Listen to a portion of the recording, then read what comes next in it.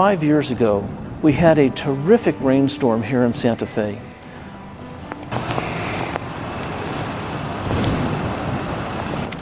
The drainage over the ark where the Torahs are kept failed, and it flooded the ark. And of all the Torahs in the ark, it was this one, this Holocaust survivor, was terribly damaged. This is our obligation. This was entrusted to us, again, a sacred legacy. And it's up to us to keep this Torah alive, keep it as a living memory.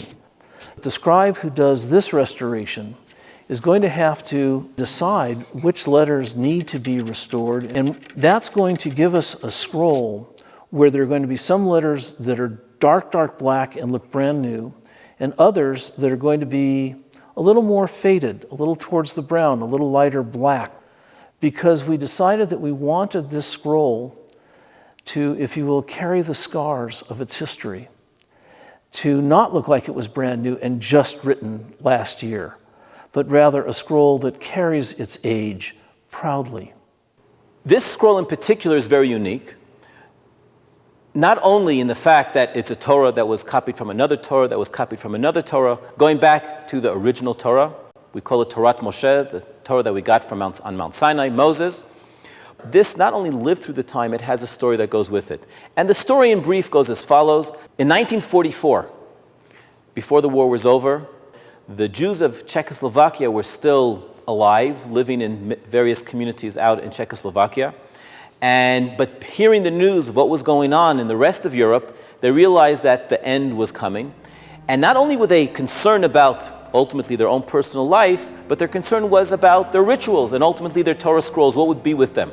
So with the permission of the Nazis, and that's what makes it somewhat fascinating, they sent out letters and notices to all the congregations throughout Czechoslovakia, inviting them to send in their Torahs to one center depot. The Jews were collecting all these Torahs for the purpose of hopefully having them when the war is over.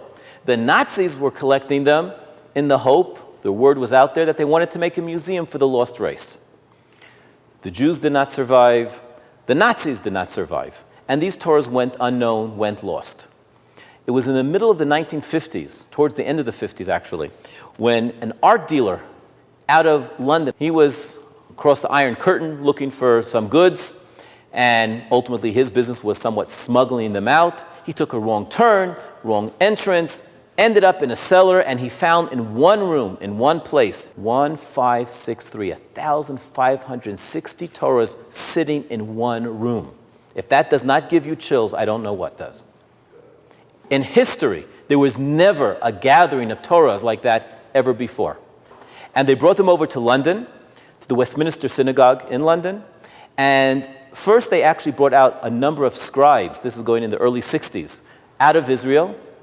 And they sat for months trying to patch together, fix as best as possible. We're talking about, it's an astronomical number of Torahs. And some of them were obviously in horrible condition. And after that, now what do we do with them? So they came up and they created what they called the trust. This was the Westminster Trust. And what they did is they gave all these scrolls on permanent loan to congregations and communities all over the world, with one purpose in mind: not only to preserve the scrolls, but actually to allow the scrolls to live on. And it's the job of every community to look after those Torahs and make sure they pass on to the next generation. You are, the guardians of this Torah. In the process of the restoration, there's a great deal of education for all of our congregants and for our community at large to have and to learn about how a Torah is written, how one determines the age and where it came from and where we connect to it. And so we really look forward to having the opportunity for many, many people in our congregation to be up close and personal with this Torah. And everybody at the end who wants the opportunity will be able, with the help of a scribe, to write a letter. And that is the 613th commandment, to write a Torah. One of those 613 the very last one is to write a Torah. Now it takes a scribe who is a skilled person 1 full year to write a Torah. So in our modern society, it is said that if you participate in the writing of a Torah, even one letter, it is as counts. though you have fulfilled that commandment. There's one other element to it, and that is you. Because, as we've mentioned, Mitzvah 613 says that every single Jew has an obligation to physically write in the Torah. You say you haven't practiced, and you'd be worried to put your script in this Torah. Here's the good news. I'm here. And what's going to happen is I will be holding the quill at all times with every single family who will also be holding the quill, the feather, with me. And together, we will be writing a letter in the Torah. But I thought you said you have to write an entire scroll. But I think you may have gotten the answer already. It takes one letter to make this whole thing from a wannabe into a real Torah. So until your individual single letter is written, it's just another collection of letters until that final letter, and ultimately every single letter is written. So whether you're writing 500 letters, 20 letters, or in fact only one letter, it's that one letter that makes all the difference. And what I'm going to do now is I'm going to actually bring the scroll down to the table over there. I'm going to invite you all. You can come in the front, you can come from the sides. I'm going to show you a little bit about it. And then we're going to go into a process of allowing maybe a few individuals to be part of the actual writing of the first letters to see how this goes. If you can hold the feather right over here. Can you get as close as you can? Can you reach it in over here? Sure can. Okay, so please do so. Okay. And I'd like you both to say and repeat after me. L'shem. L'shem. Mitzvat. Mitzvat. Ketivat. Ketivat. Sefer. Sefer. Torah. Torah. And that means that now together you are both fulfilling the last and the final mitzvah of the Torah, which is to write it. Mitzvah 613.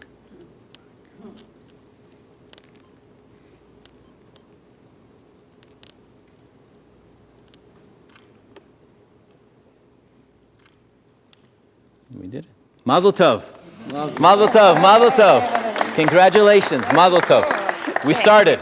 Simen tov, mazel tov, mazel tov, simen tov, mazel tov, mazel tov, simen tov, mazel tov, mazel tov, simen tov, yehelanu.